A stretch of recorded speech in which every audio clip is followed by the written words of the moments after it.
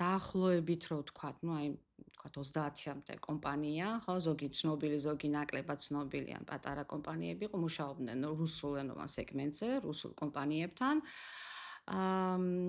ბოლო 2 წელი მაინც ეს კომპანიები ბევრი ან დაიხურა, ან სხვა სფეროზე გადავიდა, სხვა ენოვან ტურისტებზე, სხვა ქვეყნიდან, მაგალითად ისე რუსულენოვანზე, იმიტომ რომ აღარ უკავშირდება ეს რუსული კომპანია.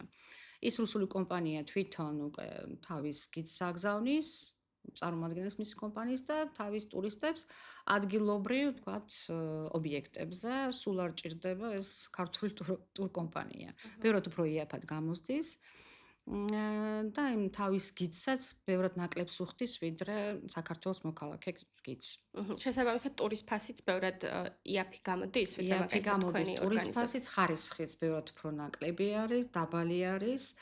უბრალოდ შეიძლება იმ რუსმა ტურისტმა ას ვერ შეამჩნიოს, მაგრამ ბევრად უფრო ხარისხიანი, როცა საქართველოს მოქალაქე უტარებს, იმიტომ რომ საკმაოდ ბევრი რამიც, ხო?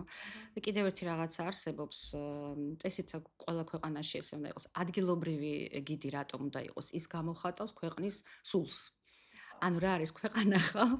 მისი სულისკვეთება და იმ როგორი არის, თქვათ, ამ შემთხვევაში ქართველი, ხო? ეს რუსი გიდი ამას ვერ გამოხატავს.